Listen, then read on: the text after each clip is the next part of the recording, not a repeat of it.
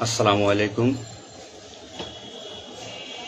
আমি আজকে আপনাদের সামনে কিছু গুরুত্বপূর্ণ কথা এবং কিছু অনুমেয় কষ্ট এগুলো বলার জন্য এসেছি। আমি একজন পুলিশ সদস্য। আমি সমগ্র জাতির কাছে একটা অনুরোধ নিয়ে আসছি এবং আমার যারা পুলিশ ভাই বন্ধু ব্যাটসম্যান যারা আছেন, আমি সকলের উদ্দেশ্যে কিছু কথা বলার জন্য আসছি। সমগ্র দেশের মানুষের সামনে কিছু কথা বলার জন্য আসছি। যারা আজকে এই নতুন স্বাধীনতা যারা অর্জন করেছে, যে সমস্ত ছাত্ররা মারা গেছে, সাধারণ মানুষ মারা গেছে, সর্বস্তরের জনগণ যারা মারা গেছে, আমি তাদের প্রতি সমবেদনা এবং দুঃখ প্রকাশ করছি। এবং আমার যারা পুলিশে যারা মারা গেছেন যে সমস্ত ভাইয়েরা, তাদের প্রতি আমার সমবেদনা, তাদের পরিবারের জন্য আমার সমবেদনা। তো আমরা নিম্নপদস্থ কর্মকর্তারা যারা ডিপার্টমেন্টে চাকরি করি, আমাদের আদেশ মানতে হয়, নির্দেশ শুনতে হয়।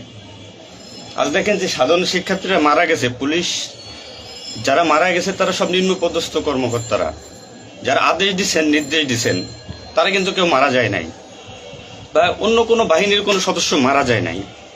তো এখানে একটা প্রশ্ন থেকে যাবে, পুলিশ কেন, পুলিশ কেন হয়? Police is so called.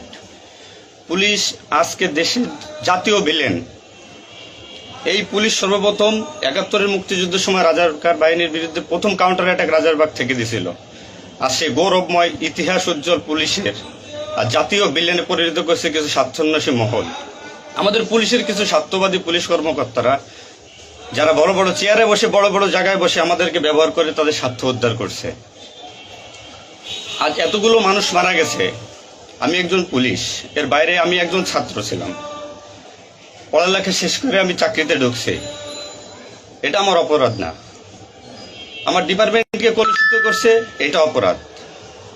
আমি একজন সন্তানের বাবা, আমার 2 বছর বয়সে একজন সন্তান আছে। তো আমি একজন বাবা হিসেবে আমি মেনে নিতে পারি নাই।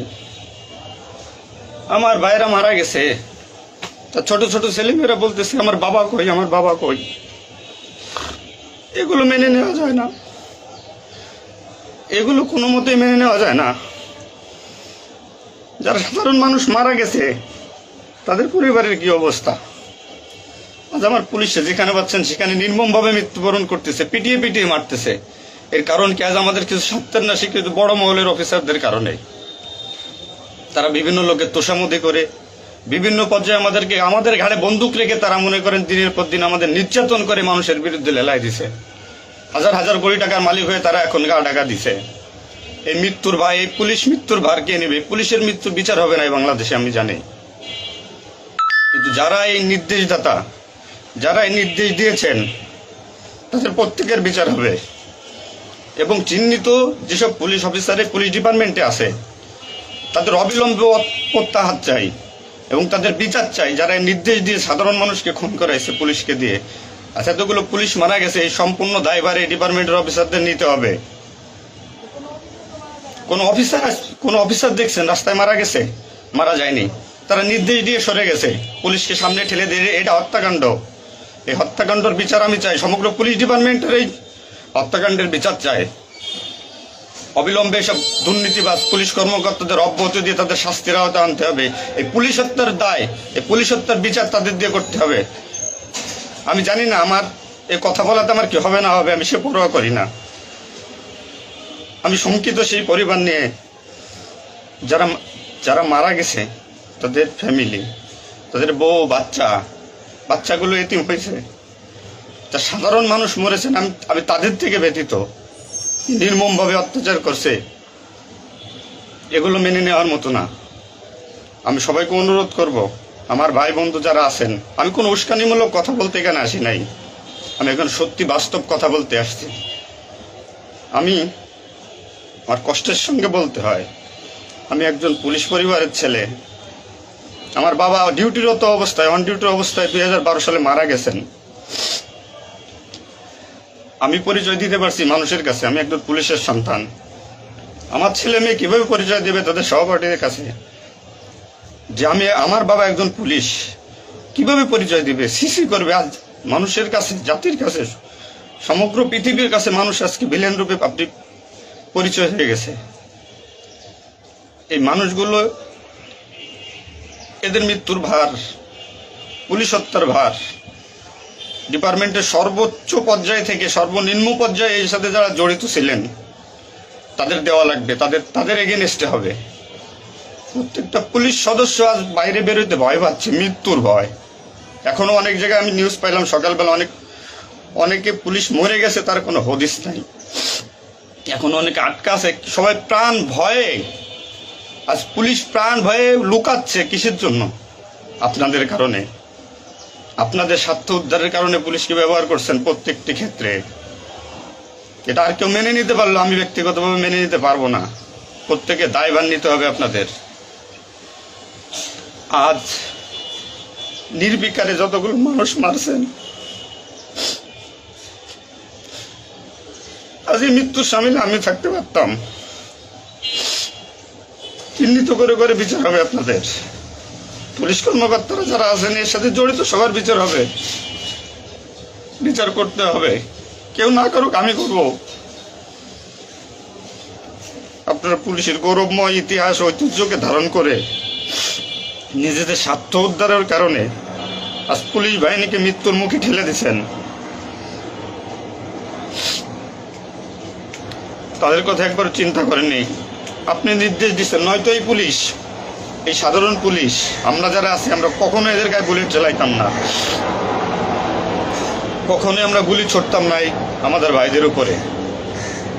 ডিপার্টমেন্টের ম্যাক্সিমাম 80% পুলিশ এখন পড়াশোনার সাথে জড়িত। এভরি ওয়াল, সবাই পড়াশোনার সাথে জড়িত, সবাই ছাত্র। আপনারা আপনাদের ব্যক্তিগত রক্ষার কারণে কই, আপনারা এখন কোথায় আছেন? আপনারা একজন বড় বড় অফিসাররা কোথায় আছেন?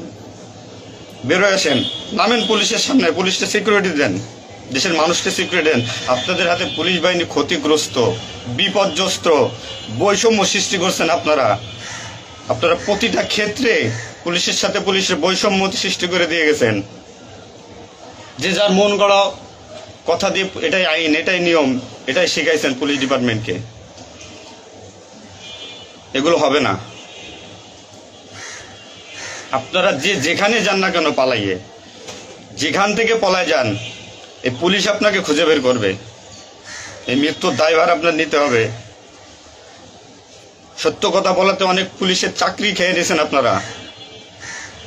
আপনারা সুযোগ পেয়ে স্বার্থের কারণে অনেক পুলিশকে বলে পুলিশ ডিপার্টমেন্ট থেকে বিতাড়িত করছেন। তাদেরকেও পুলিশ ডিপার্টমেন্টের প্রয়োজন। আপনাদের স্বার্থের শিকার তারা, আপনাদের স্বার্থের বলি তারা। অনেক পুলিশ ভাইরা, সাধারণ পুলিশ ভাইরা যাদের চাকরি থেকে বিচ্যুত করছেন, অবিলম্বে তাদেরকে চাকরিতে আনবেন আপনারা। এটা আমার অনুরোধ। আজ দেশে কি মুহূর্তে, মানে পুলিশকে কোন সিচুয়েশনে ঠেলে দিয়ে গেছেন। নিশ্চিত মৃত্যু, পুলিশ মানুষ নির্মমভাবে পিটাই পিটাই মারতেছে। এর দায়ভার আপনাদের নিতে হবে। প্রত্যেক পুলিশ পরিবারের যে আক্রোশ, যে কষ্ট, এগুলো দায়ভার আপনাদের নিতে হবে। সাধারণ মানুষ আপনাদের ক্ষমা করবে না। আপনারা সবাই চিহ্নিত, আপনারা সবাই এই বাংলাদেশের দুর্নীতিবাজ পুলিশ অফিসারদের আপনারা সবাই চিনেন, আপনারা সবাই তাদের চিনেন। এদের বিচার আপনাদের করতে হবে। এই বিচার চাই আমরা, সাধারণ জনগণের হত্যার বিচার চাই, পুলিশ হত্যার বিচার চাই। পুলিশ হত্যার বিচার না হওয়া পর্যন্ত আমি ডিউটিতে যাব না, আমি আমার কর্মস্থলে যাব না। অনেক পুলিশ সদস্য এখন পর্যন্ত নিখোঁজ। আমার সহপাঠী ভাইরা মারা গেছে, আমার পরিচিত ভাইরা মারা গেছে। তাদের সন্তান হাউমাউ করে চিল্লাইতেছে, আমার বাবা কই? এর জবাব কে দেবে? জবাব দেওয়া লাগবে। এতগুলো মায়ের কোল ফাঁকা করছেন, পুলিশ জীবন হারাইছে, গর্ভবতী মহিলা পুলিশকে পর্যন্ত মারে ফেলছে।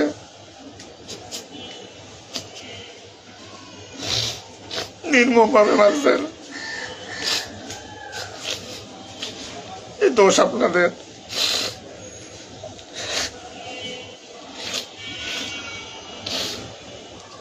চাকরির ভয় নাই, চাকরি চাই, ভিক্ষা করে খাবো, নির্যাতন আর মানবো না। কি করছেন পুলিশ ডিপার্টমেন্টের জন্য আপনারা? কত পুলিশ মারা গেছে তার তো ঠিক নাই। বিচার হবে, বিচার আমি করবো, কেন না করবো? পুলিশ ডিপার্টমেন্টে প্রত্যেকটা সেক্টরে দুর্নীতি। আমি পুলিশ হয়ে আমার কোনো কাজের জন্য আমাকে অর্থ দিতে হয়, টাকা দিতে হয়। এতে নির্লজ্জতার কি কি কি করবো আমি? সাধারণ মানুষ দূরের কথা, আমরা কোনো পুলিশের কাছে সহযোগিতার জন্য গেলে তারা আমাদেরকে মূল্যায়ন করে না, কোনো কাজে হেল্প করে না, কোনো কিছুতে সুবিধা দিতে চায় না। আজ ডিপার্টমেন্টে বৈষম্য সৃষ্টি করে থেকে গেছেন আপনারা।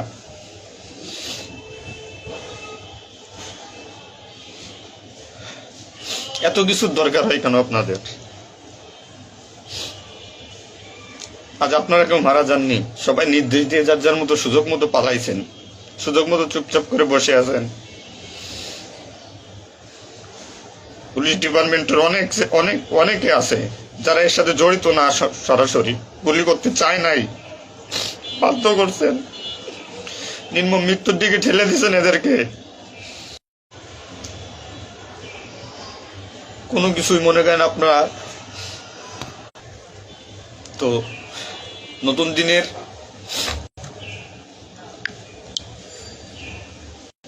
যে নতুন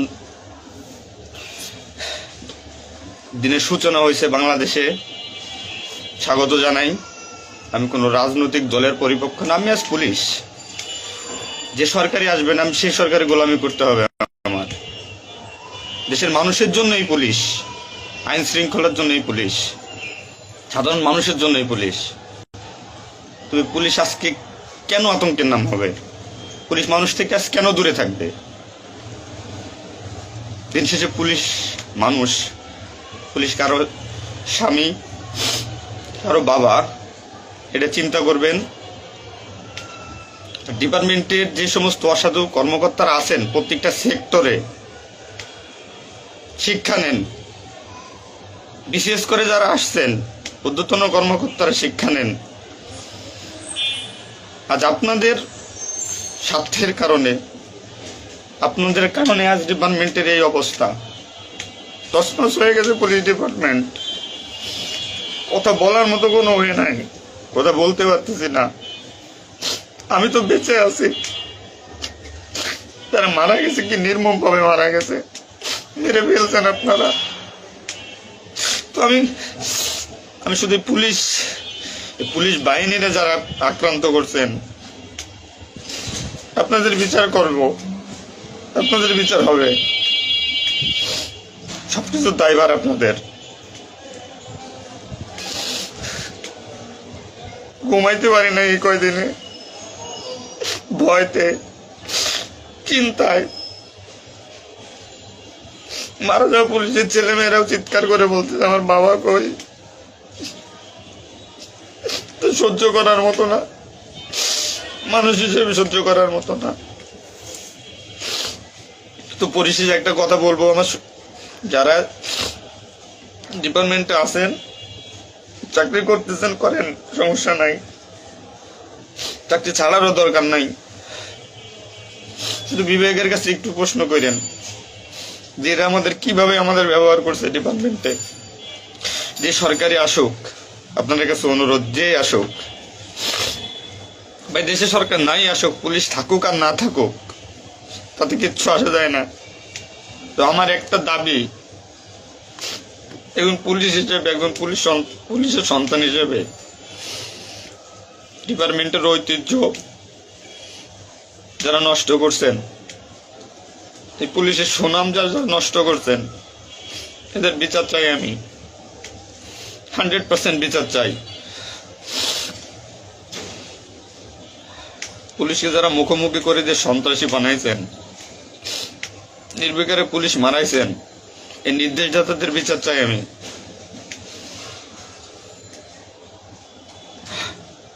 এবং দেশের আইন শৃঙ্খলা পরিবেশ নিয়ন্ত্রণে আনতে সর্বপ্রথমে পুলিশ বাহিনীকে সুশৃঙ্খল করতে হবে। আমি আর অনুরোধ সবার কাছে, যে আপনারা পুলিশে খারাপ চোখে দেখবেন না, যে আমরা যারা নিম্নপদস্থ কর্মকর্তারা আছি, যারা চাকরি করতেছি, আমরা আদেশের গোলাম। আমাদের যেভাবে আদেশ দেয়, যেভাবে নির্দেশ দেয়, আমরা ওইভাবে কাজ করি, ওইভাবে আমাদের চলতে হয়। যে ভীতি, না মানলে চাকরি চলে যাবে, যাক, এ চাকরির প্রতি আর এখন কোনো নাই। তবে আমার ডিপার্টমেন্টের যে সমস্ত ভাইরা মারা গেছে, সাধারণ মানুষ যারা মারা গেছে, তাদের আমরা আর ফিরে পাবো না, হয়তো পাবোই না। তো আমার একটা অনুরোধ, আগে পুলিশ বাহিনীটাকে সুশৃঙ্খল করুন, আইন শৃঙ্খলা সুশৃঙ্খল